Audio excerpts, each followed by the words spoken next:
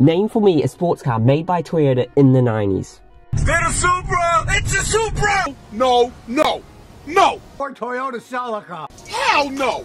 No! No! I refuse. No! No! It is in fact the Toyota MR2. So what do we gotta go over in this video? Well, we're gonna talk about why the Toyota MR2 is an amazing forgotten car that everyone should care a lot more about. We'll talk about why it was great for not only now, but back in its day as well. We'll talk about all the generations of the MR2, but later on we'll stick mostly to the 3rd gen, the SW20, the one that everyone cares about. This was a subscriber requested video, so oh yeah. Without further ado, let's roll that intro. Quarter, they gon' finish it. Yeah, I'm on call with a hit or two. No small talk, me and Mr. News pull up with a flex on the ball in the back.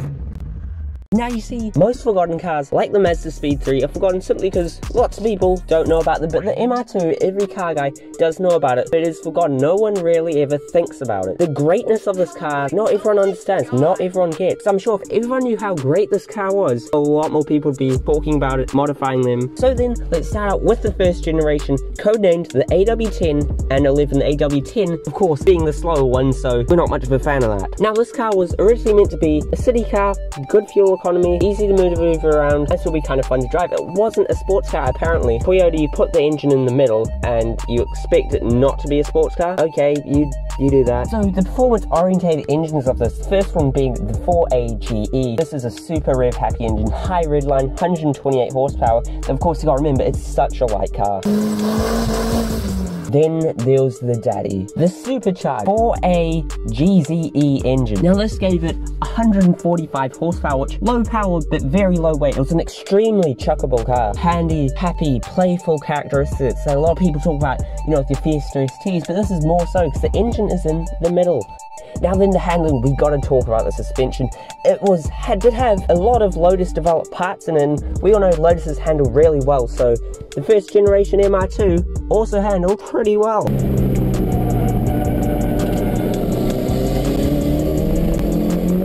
And also with the Lotus co-development, the styling, it looks very beautiful. It looks just like a Lotus. It looked beautiful back in the day and it looks beautiful now. And the price of seeing as it was a city car is pretty cheap. It equivalates now, including inflation all that, to 58,000 New Zealand dollars.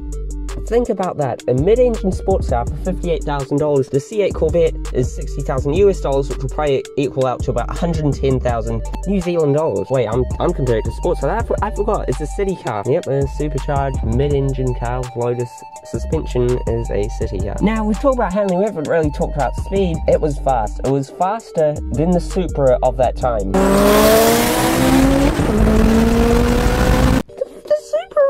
It was faster than that, what the hell? It was just an amazing plan-dealing car, playful, eager to rev out, and also very fast and looked the part too. If you are enjoying, please do drop a like and consider subscribing. If you don't want to see more videos like this, thank you so much. Now we gotta talk about the 2nd gen, the SW20. This is the poor man's Ferrari, like the 1st generation was the poor man's Lotus. You know, most non-car guys will think it's a Ferrari 6 and Ferrari badge on. You're fooling everyone. Please don't make it a kit car. You know, they never look like Ferraris, okay? They're not Ferraris. Now let's talk about those power plants. The most famous one being the 3S GTE that put out 200 horsepower. So that power and its reasonably low weight means 0 to 100 in 6 seconds. Which is pretty fast for modern day standards, but back then, that was super quick. Super quick. Get it? Because actually, no, it's not super quick. It's faster than the Supra of the time. Voice crack, yay! Not only was it faster than the Supra of the time, it was also faster than the Honda flipping NSX. And let's talk about accelerating out of corners. It gives a very satisfying feeling, because since that engine's on top of the back wheels, when you accelerate out of the corner, the back really digs in it. It does give it some really good grip, having that engine on the back wheels, weighing them down, making it put the power to the ground. And also the handling was pretty good, apart from one thing, that was snap oversteer.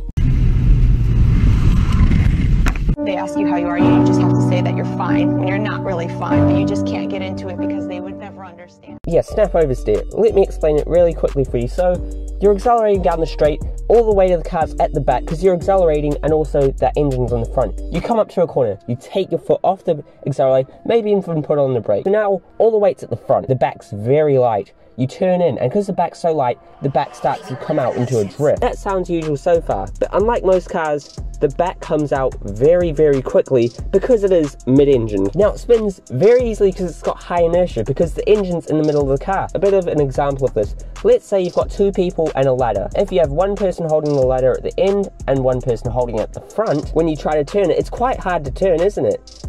But let's say now you have the two people right in the middle of the ladder. You try to turn that, it's turning around so fast. It's got high inertia. The people at the engine, the weight's in the middle, it turns around very easy, and that means when it comes to oversteer, it oversteers really quickly and can spin so quickly. Now of course you can try to correct this, but again, since it's got high inertia, let's say you countersteer it, it will go back straight very quickly, and because you're not used to it, it will then send you on the other side of the road. Now instead of spinning out towards the inside of the corner, you're spinning out to the outside of the corner, yeah.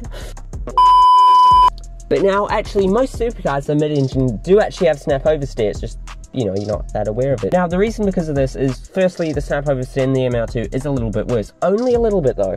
The only reason why it's talked about so much is because the MR2 is a lot cheaper than a Ferrari. That means you get a lot of noob drivers in MR2s and not so many in Ferraris. You see, at the price point that the MR2's at, a lot of people have just come out of the front-wheel drive Civic, hop in an MR2 and think that they can drive it just like they did their Civic, and they can't. While people in the Ferrari, they probably had, you know, Mercedes before, they're a bit more careful about driving their cars. They know how to handle a high horsepower, uncontrollable car, and so a lot more accidents happen in the MR2s than the Ferraris.